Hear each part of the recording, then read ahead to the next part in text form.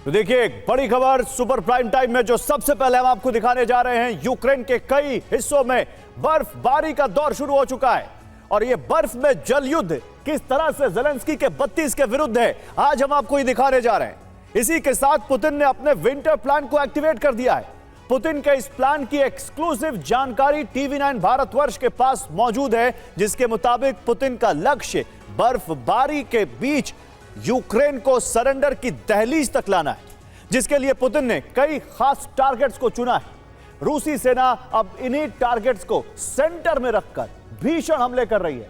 अगर रूस के हमले कामयाब होते हैं तो यूक्रेन का जंग में टिकना असंभव हो जाएगा।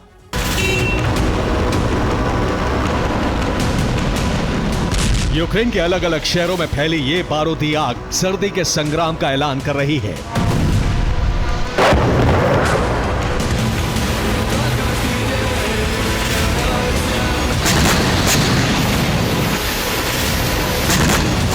भीषण तबाही की ये ज्वाला ऑपरेशन विंटर का परिणाम है।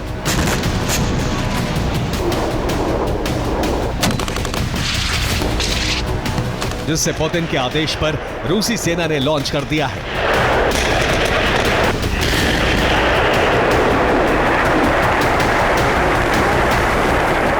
यूक्रेन धरती पर सर्दियों में होने वाली तबाही के पूरे ब्लूप्रिंट की एक्सक्लूसिव रिपोर्ट टीवी9 के पास है।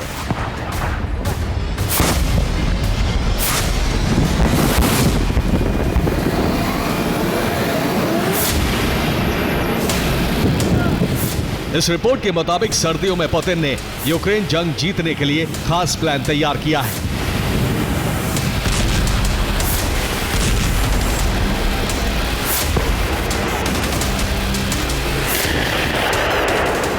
इस प्लान के दो प्रमुख चरण हैं। नंबर 1, यूक्रेनी नागरिकों को सर्दियों में ठिठुरने के लिए मजबूर करना। नंबर 2, यूक्रेन की राजधानी कीव में वाटर बम अटैक।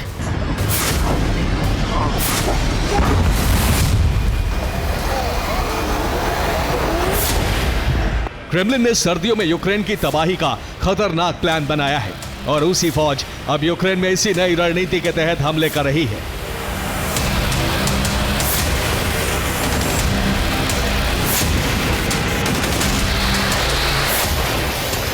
ये खार्किव का वीडियो है, जहां बैक टू बैक रूस के 2 ड्रोन टकराए, जिसके बाद भीषण धमाके देखे गए।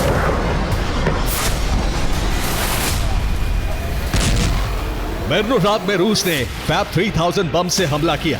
ये बम रिहायशी इलाके में गिरा। बीते 24 घंटे में रूस ने यूक्रेन पर 900 ड्रोन और 12 मिसाइलें दागी हैं।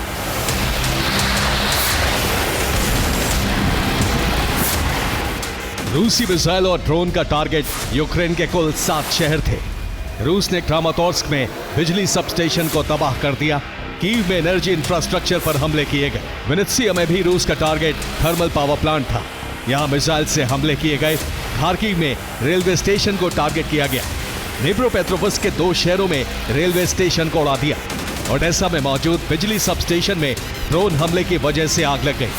किरोवोराद में भी एनर्जी इंफ्रास्ट्रक्चर को निशाना बनाया गया।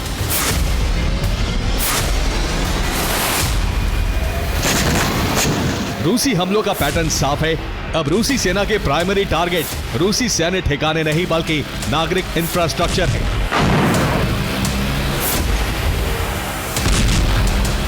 ताकि सर्दियों में यूक्रेन को सरेंडर के लिए मजबूर किया जा सके।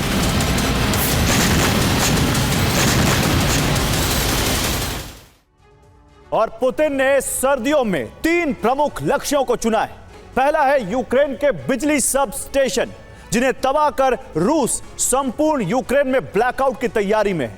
रूस का दूसरा लक्ष्य प्रमुख सड़कें हैं। ये जो प्रमुख सड़कें हैं, जिन्हें तबाह करके वो शहरों से यूक्रेन सेना की कनेक्टिविटी पूरी तरह से काटने की तैयारी में है। और तीसरा लक्ष्य है ज़ेलेंस्की के विंटर डिपो। ये यहां पर भी आपको दिखेंगे वो विंटर डिपो, जहां पर जिन्हें शहरों के, ये देखिए ये विंटर डिपो जो आपको दिख रहे हैं, जहां पर जनरेटर वगैरह खाने का सामान भी दिख रहा है आपको, ये शहरों के बाहर सीक्रेट लोकेशन पर बनाया गया है। इन डिपो में ईंधन है, जनरेटर है, खाने पीने का जरूरी सामान मौजूद है, ताकि ब्लैकआउट में ब्लैकआउट के हालात में लोगों की मदद की जा सके। पुतिन सेना रेलवे ट्रैक जो आपको दिख रहा है इसी विंटर डिपो के आसपास और प्रमुख सड़कों को ध्वस्त कर इन विंटर डिपो तक यूक्रेन की सेना की पहुंच को काटना चाहती है। दावा है कि इसके बाद पुतिन अपने सबसे बड़े ऑपरेशन की शुरुआत करेंगे, जिसमें उनका प्रमुख लक्ष्य कीव डैम होगा। यह डैम करीब 922 वर्ग किलोमीटर में फैला हुआ है और कीव को पानी की सप्लाई का अहम जरिया है। इसके तबाह होने से कीव का बड़ा इलाका प्रभावित होगा और इसका असर करीब 2 लाख लोगों पर पड़ सकता है। कीव के 8 प्रमुख इलाके पानी में डूब जाएंगे। एक्सपर्ट्स की माने तो बांध का पानी कीव के मेट्रो स्टेशन में भी घुस सकता है। बाढ़ से कीव के कई अहम पुल के और सड़कें बह जाएंगी।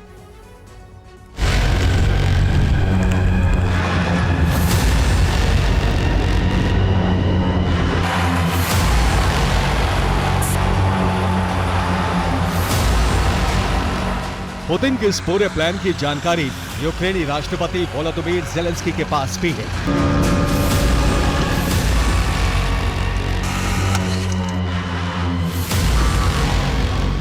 इसकी एक विस्तृत रिपोर्ट यूक्रेनी इंटेलिजेंस चीफ किरिल बोदानोव ने ज़ेलेंस्की को सौंपी है।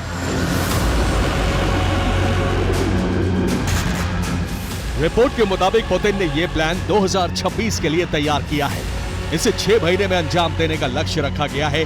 रिपोर्ट में दावा है कि रूसी सेना नवंबर के पहले हफ्ते से मिशन शुरू कर चुकी है।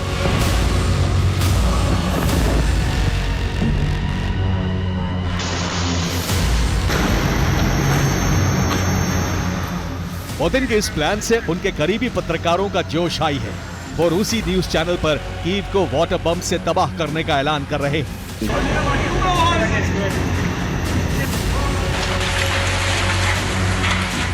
पुतिन अपने इस प्लान को 100% सफल बनाना चाहते हैं। यही वजह है कि रूसी सेना ने बीते एक हफ्ते में यूक्रेन पर हमलों के सारे रिकॉर्ड तोड़ दिए हैं।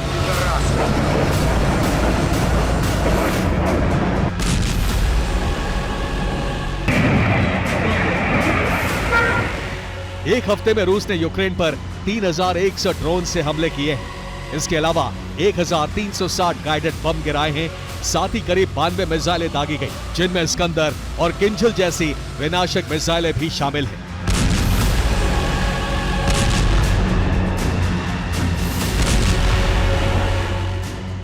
रूस के हमलों से एनर्जी सेक्टर और यूक्रेनी शहरों को बचाना ज़ेलेंस्की के लिए मुश्किल हो रहा है, क्योंकि पश्चिमी देशों से मिले एयर डिफेंस सिस्टम का एक बड़ा हिस्सा यूक्रेन ने खार्किव और पोल्टावा में डिप्लॉय किया हुआ है।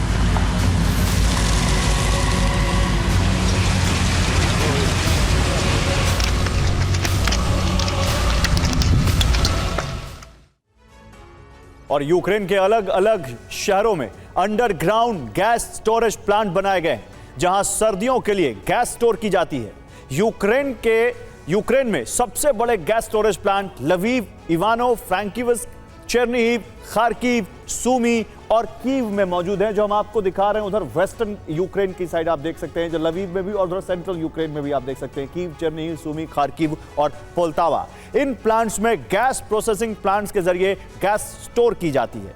यूक्रेन के सबसे बड़े गैस प्रोसेसिंग प्लांट खार्किव और पोल्टावा में मौजूद हैं। यहां यूक्रेन की जरूरत का 50% गैस का उत्पादन किया जाता है। अब यही प्रोसेसिंग प्लांट रूस के प्रमुख टारगेट हैं, जरूरत का जो 50% गैस उत्पादन करते हैं।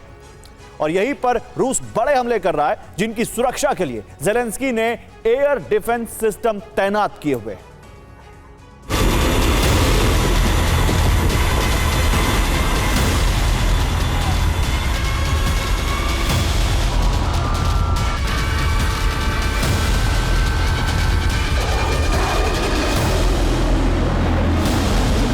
रूस के भीषण हमलों को रोकना यूक्रेन के लिए मुश्किल हो रहा है।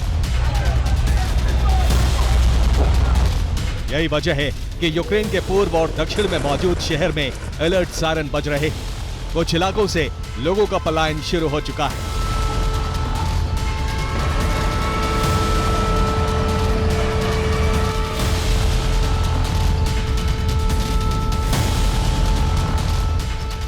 सर्दियों में होने वाली संभावित तबाही का मुद्दा यूक्रेन ने G7 देशों की विदेश मंत्रियों की बैठक में भी उठाया, जो कनाडा के ओंटारियो में हुई। बैठक में यूक्रेन के विदेश मंत्री भी शामिल हुए। आंद्री सिबिया ने कहा, रूस के हवाई हमलों को रोकना मुश्किल हो रहा है। पूरे देश में बिजली का संकट खड़ा हो गया है। यूक्रेन के लिए सर्दियां बेहद मुश्किल होने वाली हैं।